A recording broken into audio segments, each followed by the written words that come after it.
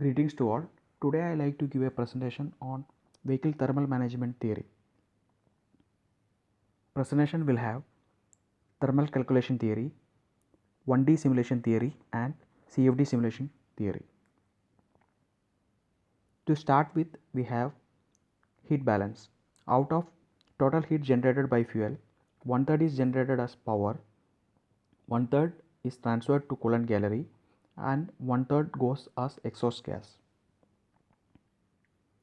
Radiator has to dissipate heat transferred to coolant gallery, which is equivalent to engine power output. Considering heat transfer in radiator, there are two circuits, first coolant circuit and second air circuit.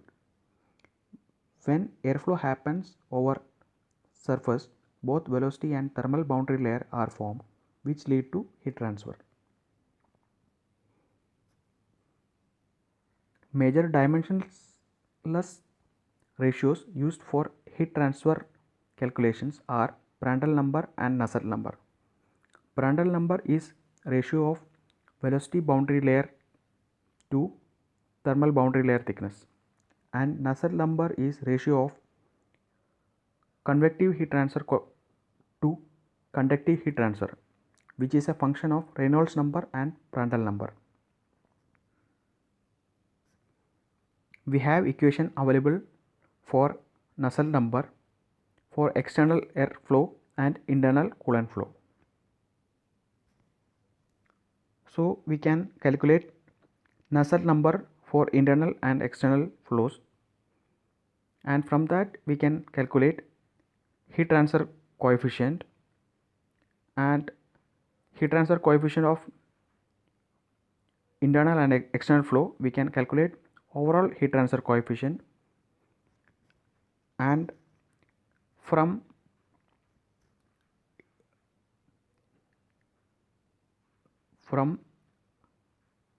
heat transfer equation of cross flow heat exchanger with assumed value of logarithmic mean temperature difference, we can calculate area requirement of the radiator.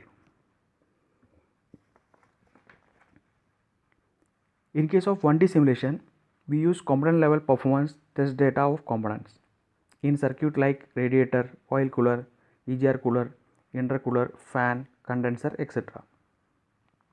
For radiator, component level performance data available are pressure drop versus coolant flow, pressure drop versus airflow, and heat rejection versus airflow for different coolant flow rates. From component level performance data, non-dimensional performance maps are calculated, like Nusselt number versus Reynolds number for internal and external flow, which is used for predicting vehicle level thermal performance.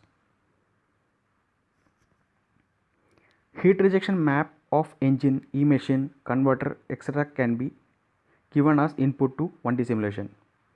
For engine, we can have 3D map of heat rejection versus RPM versus engine load or brake main effective pressure. This shows a performance curve for e-machine. This can be used for identifying operating point. And from efficiency map we can calculate heat rejection. Similarly, we can have efficiency map for converter,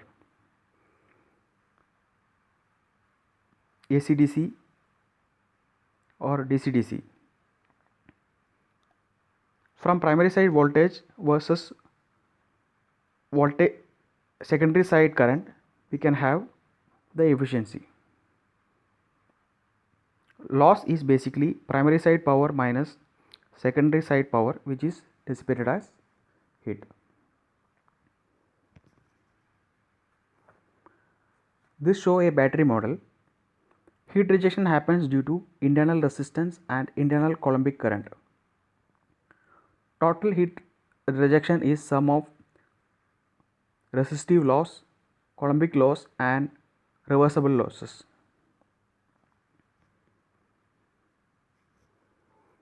Now come to CFD theory. In CFD we have Navier-Stokes equations, which are continuity equations, momentum equation and energy equation. Continuity equation is del dot velocity vector is 0, or divergence of velocity vector field is 0 for incompressible flow. Divergence is extent to which vector field flux behaves as a source or sink. Hence we have net in and out flux of velocity vector is 0 for incompressible flow. For momentum equation we have mass into acceleration equal to force. Capital D by dt on LH side is total derivative, which is time derivative plus convective derivative. Convective derivative is derivative with respect to moving coordinates. Del square V is Laplace operation, which is derivative of velocity gradient. On right hand side we have gravitational force, pressure force and divergence of viscous stress tensor. Viscous stress is product of viscosity and velocity gradient as per Newton's law of viscosity. Energy equation is change in internal energy is equal to net influx of heat.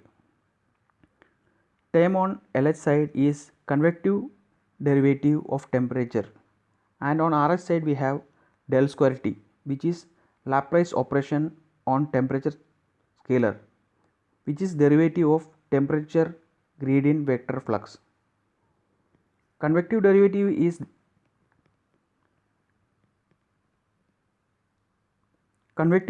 is derivative taken with respect to moving coordinate system. Total derivative is sum of time derivative and convective derivative.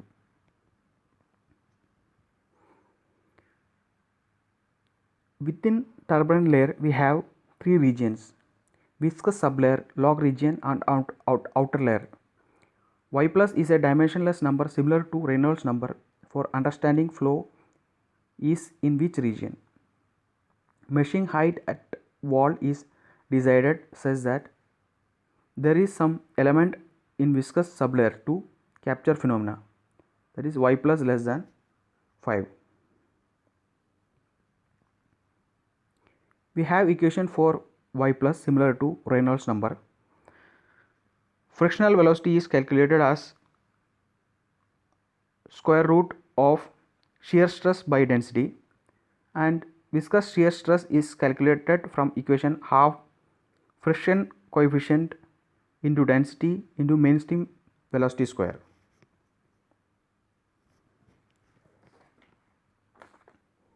As per Comgrove theory, in turbulent flow there is hierarchy of scales through which energy cascade take place. Dissipation of energy take place in dissipation region only, where large length scale is of order of Comgrove's length scale. Input of energy comes from decay of large scale eddies. In between Comgrove's length scale and large scale eddies, kinetic energy is not dissipated but transferred to smaller scale until viscous effect become important. There are different models for simulating turbulence. In turbulent flow, actual velocity is decomposed into Reynolds average and Reynolds fluctuation in Rand's model, or Reynolds average Navier-Stokes equation.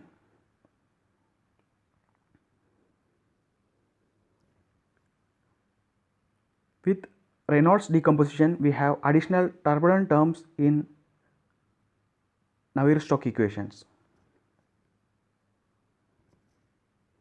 In K epsilon model, turbulence is modeled with two terms K and epsilon, where K is turbulent kinetic energy and epsilon turbulent dissipation. Hence, we have two additional equations other than Navier-Stokes equations, which are turbulent kinetic energy conservation equation and turbulent dissipation conservation equation. Thank you. Thank you all.